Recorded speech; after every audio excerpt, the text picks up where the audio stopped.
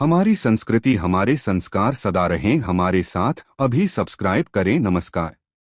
राम का शबरी से मिलाप। यह प्रसंग रामायण के अत्यंत भावुक, आध्यात्मिक और भक्ति से ओतप्रोत घटनाओं में से एक है।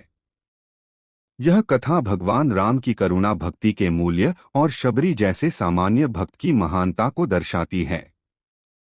शबरी कौन थीं? शबरी एक भीलनी थीं, वनवासी जनजाति की महिला जिनका नाम मूल रूप से किसी शास्त्र में नहीं बताया गया, परंतु शबरी का अर्थ ही एक भील स्त्री है।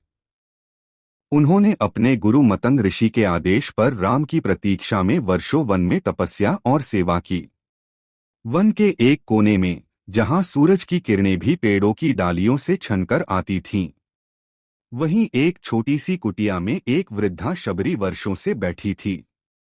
उसकी आंखों में न कोई लोभ था, न इच्छा, बस एक ही प्रतीक्षा थी, कब आएंगे मेरे राम। उसने जीवन को एक ही व्रत में बांध दिया था, प्रतीक्षा। दिन बीतते, ऋतुएं बदलती, समय सरकता जाता, परंतु शबरी की आंखों में राम का चेहरा हर क्षण जीवित रहता। सुबह होते ही वह झील से जल भर लाती, झोपड़ी को धोती, मार्ग पर फूल बिछाती और जंगल से बेर चुनकर उन्हें चखती कि खट्टे तो नहीं। हर दिन एक ही आशा, आज शायद वे आए। यह घटना उस समय की है जब सीता माता के हरण के बाद राम और लक्ष्मण उनकी खोज में दंडकारण्य, वर्तमान छत्तीसगढ़ और महाराष्ट्र क्षेत्र में भटकते हुए शबरी के आश्रम पहुंचे थे। शबरी ने अपने जीवन का एक एक पल राम के आगमन की प्रतीक्षा में बिताया था। उन्होंने वन के फूलों, जल और कंदमूलों से हर दिन आश्रम को सजाया। जब भी कोई ऋषि या यात्री आते, शबरी केवल एक ही प्रश्न करती, क्या राम आएंगे? क्या वे मेरे आश्रम में आएंगे? एक दिन राम का आगमन हुआ। राम और लक्ष्मण जब शबरी के आश्रम पहुंचे तो शबरी अत्यंत भावविह्वल हो उठी। एक दिन, जिस दिन की शबरी ने कल्पनाएं की थीं, आंखें सजाई थीं, जीवन को रोका था, राम आए। शबरी ने जैसे ही उनके चरणों की आहट सुनी, उसका हृदय रो उठा। उसने कांपते स्वर में कहा, प्रभु, आप आ ही गए। उसने कांपते हाथों से राम के चरण धोए। आंसू बह रहे थे और वे ही उस जल को पवित्र कर रहे थे। प्रेम भक्ति ते प्रगट होई, जाने राम स्नेह। शबरी की भक्ति और सेवा। शबरी ने राम को आसन दिया, पाव पखारे। फिर उन्होंने बेर, जंगली फल लाकर भगवान को अर्पित किए। किंतु उन्होंने पहले बेरों को स्वयं चखकर देखा कि कहीं खट्टे या कच्चे तो नहीं, फिर राम को दिया। शबरी ने बेर लाए, परंतु उन बेरों को पहले उसने एक एक कर चखा, यह मीठा है या खट्टा। लोग कहते हैं यह उचित नहीं, पर भक्ति में तर्क नहीं चलते। राम मुस्काए। उन्होंने झूठे बेरों को ऐसे खाया जैसे माँ अपने बच्चे के झूठे निवाले खाती है। शबरी, आज मैंने ऐसा स्वाद कभी न पाया। लक्ष्मण अचंभित थे, पर राम भावों को देख रहे थे, बाहरी रूप को नहीं। राम ने अत्यंत प्रेम से वे झूठे बेर खाए और कहा, यही फल सरिस रुचि मोही नाही, जन्नी सम जानी सब ठाई। इन फलों के समान मुझे कोई स्वाद नहीं लगा। यह मुझे माँ के समान प्रिय हैं। भक्ति की महिमा। राम ने कहा, नहीं दरिद्र न चांडालू को, प्रेम भक्ति जेहे जानौ सो।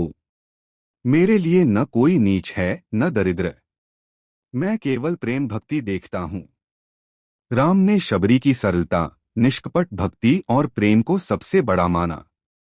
संवाद नहीं, आत्मा की भाषा। शबरी ने कहा, हे नाथ, मेरा जीवन धन्य हो गया। ना मुझे स्वर्ग चाहिए, ना सिद्धियां, केवल आपकी यह झलक ही मेरे समस्त जन्मों का फल है। राम बोले, तुमने वह कर दिखाया जो योगी नहीं कर पाते। शबरी को ज्ञानोपदेश। शबरी को राम ने भक्ति के 9 प्रकार नवधा भक्ति बताए। सत्संग, राम कथा श्रवण, गुरु सेवा, राम नाम जप, भगवत भक्ति में लीनता, गुणगान करना, सीधा सरल व्यवहार, संतों की सेवा, समस्त विश्व में राम का दर्शन, नवधा भक्ति कहाऊं तो ही पाही, सावधान सुनु धरु मन माही। राम की आंखों में प्रेम था, शबरी की आंखों में तृप्ति। उसने अपना सिर राम के चरणों में रखा, भगवान का स्मरण करते हुए और मुस्कुराते हुए प्राण त्याग दिए।